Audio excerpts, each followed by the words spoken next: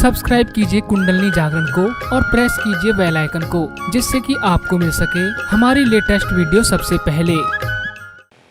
सत्य को खोजने वाले आप सभी साधकों को हमारा नमस्कार। हम सत्य को खोज रहे हैं, किंतु कौन सी जगह खोजना चाहिए, कहाँ खोजना चाहिए, कहाँ ये सत्य छिपा हुआ है, ये पहले समझ लेना चाहिए। आप देखिए कि परदेश से हजारों लोग हर एक देश से यहाँ आते हैं और उनसे पूछा जाए कि तुम यहाँ क्यों आए, तो कहते हैं कि हम यहाँ सत्य खोजने आए। हमारे देश में तो सत्य नहीं, लेकिन भारतवर्ष में सत्य है, ये समझ करके हम यहाँ आए। और इस सत्य की खोज में हर साल हजारों लोग इस देश में आते हैं और हजारों वर्ष से आते हैं। आपने सुना ही होगा इतिहास में चाइना से और भी दूर देशों से लोग यहाँ आते थे और उनको पता नहीं कैसे मालूम था कि इस देश में ही सत्य निहित है, छिपा हुआ है। और उसकी खोज में वो दरी के अंदरों में घूमते थे, हिमालय पे जाते थे, हर तरह की प्रयत्न करते थे कि किसी तरह से हम सत्य को खोज, क्योंकि वो किसी भी धर्म का पालन करते हैं, लेकिन वो जानते थे कि सिर्फ इस धर्म पालन से हमें सत्य नहीं मिलता। ये तो एक मार्गदर्शक है, जैसे रास्ते पे इशारे पे लिखा जाता है कि रास्ता, किंतु इससे हम पाते नहीं। इसलिए इस अधूरेपन से परेशान हो करके वो अपने भारतवर्ष में आते थे। अब ये सत्य हमारे देश में था और है और अब भी है, और इस सत्य को पाना अत्यंत आवश्यक। अपने यहाँ की प्रणाली और प्रदेश की प्रणाली में बहुत अंतर है। वहाँ की जो ज्ञान की प्रणाली है वो इस तरह है कि अगर कोई बात कोई आदमी कहता है तो उसको फौरन वो देखने लगते हैं, उसका निरीक्षण करते हैं और उसका विश्लेषण करते हैं कि ये बात कहाँ तक सही है। ईसा मसीह ने भी अगर कोई बात कही तो उसका विश्लेषण हो जाता। उस विश्लेषण से जो असलियत है वो पता नहीं लगती और उससे दूसरे विद्रूप रूप सामने आ जाते। अब ये सोचना है कि अपनी देश की प्रणाली कैसी।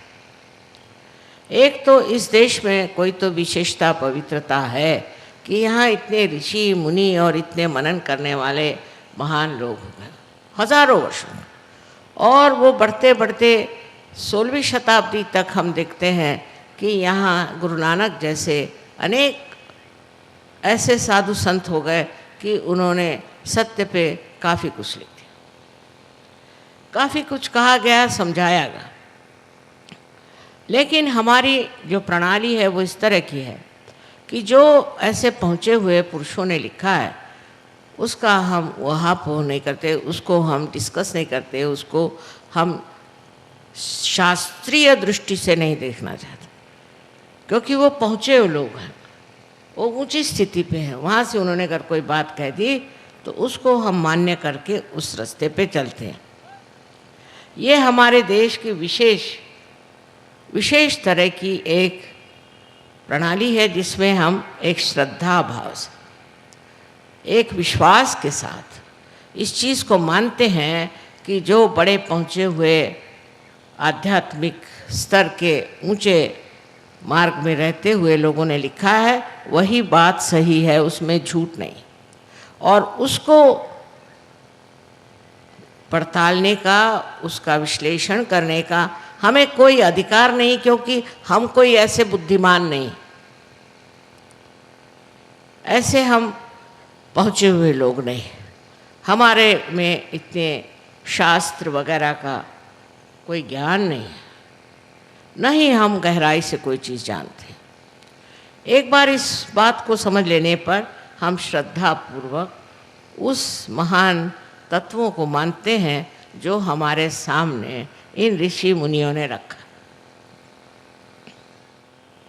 विदेश में भी मैंने देखा कि बड़े बड़े वहाँ पर सूफी लोग हो गए और उन्होंने बिल्कुल सहज की बातें करी, बिल्कुल सहज की ही बात करी, लेकिन उनको कोई मानता नहीं है। सूफियों को उनकी मान्यता बहुत ही थोड़ी सी, थोड़े से लोग उनको मानते हैं और सिर्फ उनकी कविता पढ़ के बड़ा मनोरंजन कर लेते हैं, पर उन्होंने जो कहा उस मार्ग पे नहीं चलते।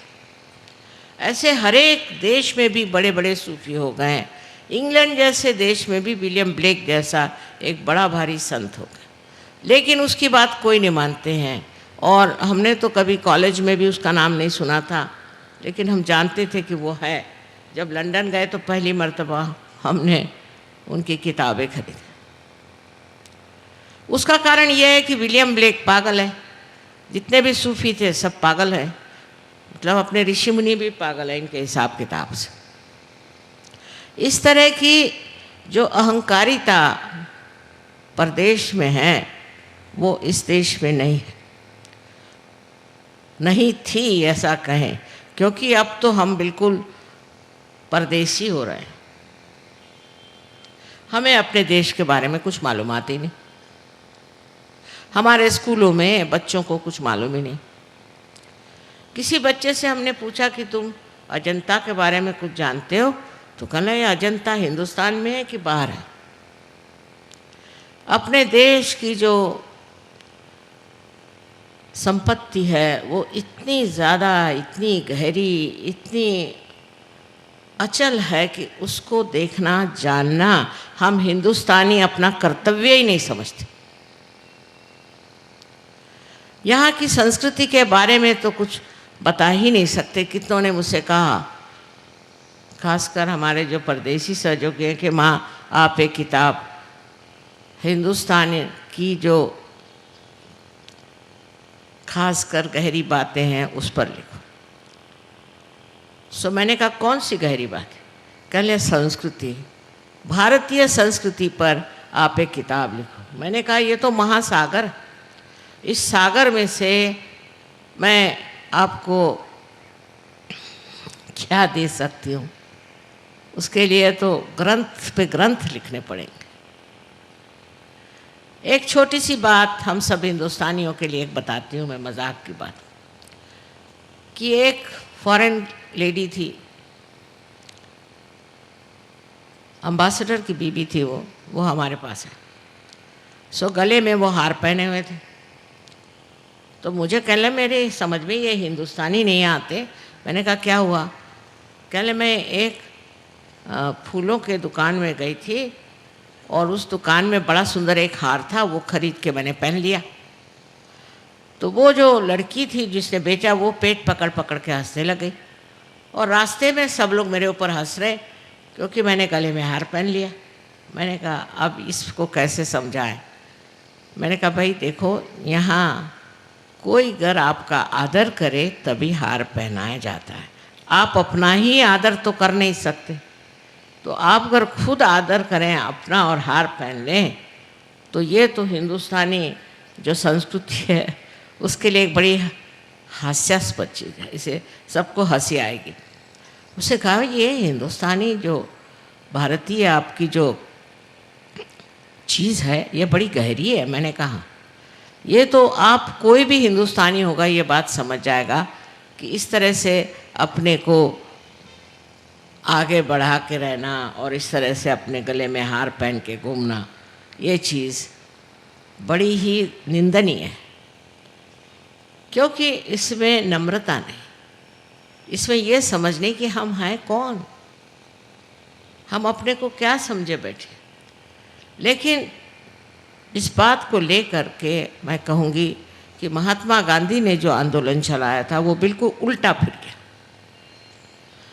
जब हम गांधी जी के साथ थे, उनके साथ रहे, और उन्हीं के बहुत सारी बातचीत और उनका ढंग जो था वो था, हालांकि वो भी परदेश के पढ़े हुए थे, कि अपनी भारतीय संस्कृति को उभारना चाहिए, उसके बगैर ये संसार नहीं बच सकता।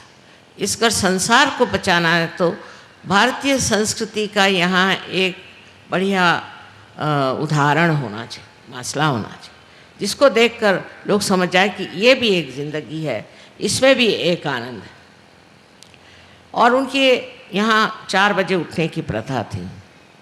4 बजे उठ के नहा धो करके और आपको प्रार्थना में जाना पड़ता है, और प्रार्थना में जाकर आप बैठिए तो वहाँ सांप भी बहुत, कभी कभी एक आध सांप आपके सामने डोलता हुआ दिखाई देता था, पर कुछ कभी किसी को काटा हो बिच्छू ने भी तो पता नहीं। इतना वातावरण उनका शुद्ध था, और वहाँ नम्रतापूर्वक सब लोग, हर एक जाति के, हर एक धर्म के लोग बढ़ के प्रार्थना करते, और प्रार्थना में संगीत आदि सब कुछ होता था।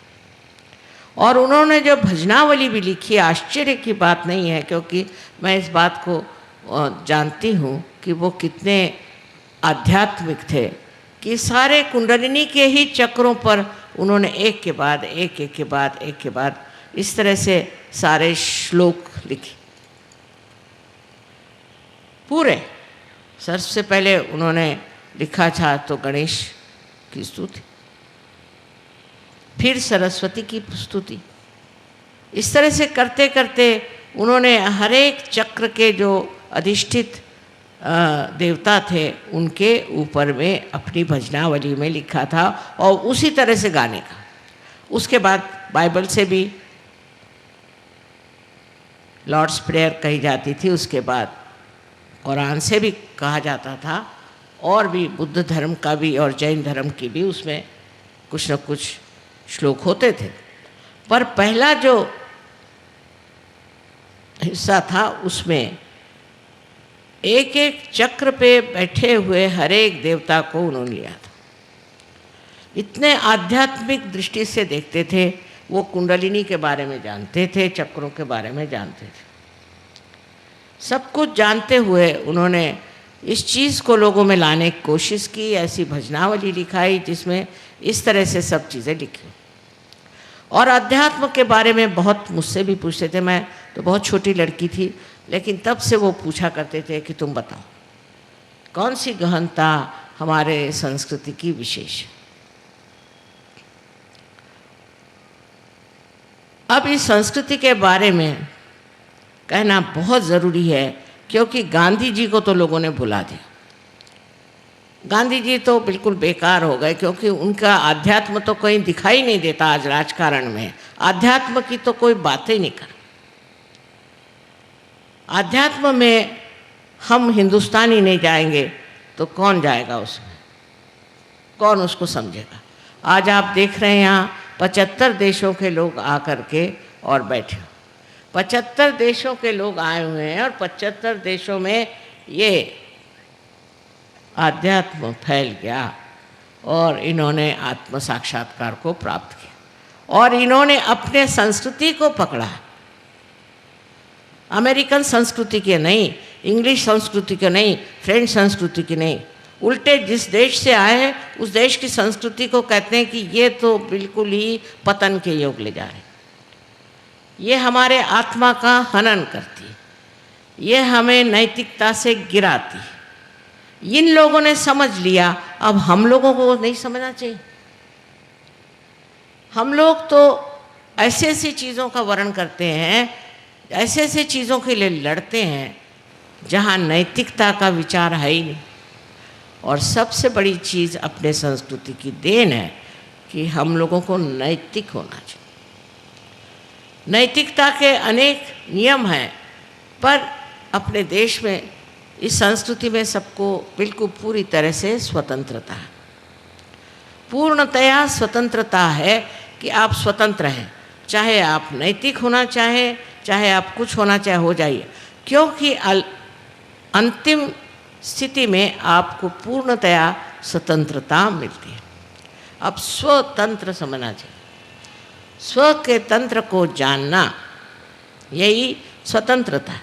और स्व माने क्या? स्व माने आपका आत्मा। आत्मा को जानना ही स्वतंत्रता है। शिवाजी ने कहा था फ्यूचर के बारे में, भविष्य के बारे में, कि स्व का तंत्र जानो। पहली चीज स्व के तंत्र को जानना होगा, और वही सहयोग है जिससे आप स्व के तंत्र को जानते हैं। और इस स्व के तंत्र को जानने के लिए सबसे सहज मार्ग जो है वो है भारतीय संस्कृति। इसकी गहराई में आप उतर ही नहीं सकते, क्योंकि आप पता नहीं कहाँ से कहाँ फेंक दिए गए। एक तो गलती ये हुई कि ऐसे लोग हमारे ऊपर आ गए कि जिनको भारतीय संस्कृति के बारे में कुछ मालूमात ही नहीं, जिन्होंने गांधी जी को लपेट के बिठा दिया एक तरफ में, तुम बैठे रहो। और उन्होंने जो बातें सिखाना शुरू कर दी वो सारी भारतीय संस्कृति के विरोध में। जैसे मैं चित्तौड़गढ़ की हूँ, वहाँ आपने सुना होगा कि पद्मिनी ने जौहर किया। उन्होंने जौहर किया था औरतों की इज्जत और अब्रू, चैस्टिटी, ये सबसे बड़ी शक्ति है, ऐसा हम लोग मानते हैं अपने संस्कृति। जिस जगह औरतों की इज्जत और अब्रू हट जाती है वो जगह में राक्षस और ब्रह्म राक्षस और हर तरह के भूत आके रहते हैं। और ये बात आप साक्षात देख सकते हैं अमेरिका में हो रहा है। अमेरिका में इतनी गंदी चीज़ें हो रही हैं कि मैं तो आपके सामने बता नहीं सकती, पर यहाँ तक कि अपने ही बच्चों को माँ लोग मार डालते। और इस कदर गंदगी वहाँ है, क्योंकि आप अभी वहाँ गए नहीं, बाहर के ढोल सुहाने होते हैं, कि वहाँ के लोगों में ज़रा सा भी भय नहीं है, परमात्मा का भय नहीं, परमात्मा की शक्ति का विश्वास तक है कि नहीं पता। सब कुछ पैसा, सब कुछ पैसा, किसी भी तरह से पैसा ले। हमारे एक वहाँ हैं, उनसे किसी अमेरिका के आदमी ने कहा कि भाई तुमको इतना इतना रुपया देता हूँ, तुम फलानी औरत को मार डालोगे? उसे कहा ना मैं कभी नहीं मार सकता। कहा क्यों? कहले नहीं मैं मारना नहीं चाहता किसी, क्यों मारूं? कहले पैसे के लिए। कहले पैसे के लिए क्या? दुनिया के लिए मैं नहीं मार सकता। तो उसने कहा मैं तो मार दूंगा। कहा क्यों? क्योंकि इसमें पैसा मिलता है, सबसे बड़ी चीज़ है पैसा। फिर आपकी माँ को भी मार दो। जब पहले एक साहब यहाँ आए थे तो मुझसे कहने लगे कि माँ मैंने अपनी माँ को ही मार डाला। मैंने कहा अच्छा, कल तुम मुझको भी मार डालोगे? जो अपनी माँ को मार सकता है और माँ के प्रति जिसे श्रद्धा नहीं है वो हिंदुस्तानी नहीं हो सकता, वो भारतीय नहीं हो सकता। माँ के तो बहुत वर्णन है, और माँ को तो हम शक्ति स्वरूप मानते हैं और उसी शक्ति की पूजा करते हैं। सबसे पहले सारे ग्रंथों में माँ का वर्णन, माँ से ही सब शुरू। और इन लोगों की जो व्यवस्था है परदेशियों की, उसमें माँ का तो कोई स्थान ही नहीं। बहुत से देशों में तो देश का नाम भी बाप के नाम से, जैसे हम लोग भारत माता कहते हैं तो वो अपने देश को कहते हैं कि ये तो पुरुष है। उसमें से एक देश है जर्मनी। आप जानते हैं जर्मनों ने क्या किया? अब रो रहे हैं जो कुछ भी किया उसके लिए, पर किया तो सही। ऐसे भारतवर्ष के लोग नहीं कर सकते। अब हमारे यहाँ समझ की कितनी कमी है। एक किताब मैंने देखी जयपुर पे, वो जयपुर का कोई होएगा उसने लिखी होगी। मुझे हैरानी हुई कि वो कहता है कि जो जौहर पद्मिनी ने किया था मेवाड़ में, उसकी जगह अच्छा था कि वो खिलजी के चरणों में चली जाती, उसकी दासी हो जाती। तो ये झगड़ा ही ना खड़ा होता। 32,000 औरतों को जला दिया, ये कौन सा उन्होंने बड़ा काम किया। देखिए अकल की कहाँ पहुँचती है। उससे अच्छा था कि सबसे आप समझौता करते। अंग्रेज़ों से लड़ने की क्या ज़रूरत थी, उनसे समझौता करते।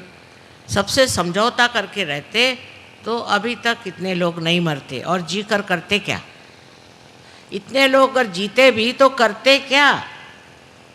क्या उनमें चीज़ें आज जी रहे ना हिंदुस्तानी, इतने कर क्या रहे? क्या ये प्राप्त करने वाले? पैसा पैसा पैसा इनकी भी खोपड़ी में घुस गया। और उसके लिए हम अपनी सारी जो मूल्य हैं उनको बेच डालें। उन सब मूल्यों को हम सत्यानाश कर दें जिसके सहारे हम जी रहे हैं। और आपको पता होना चाहिए कि सारी दुनिया आपकी तरफ आंख लगाए बैठी।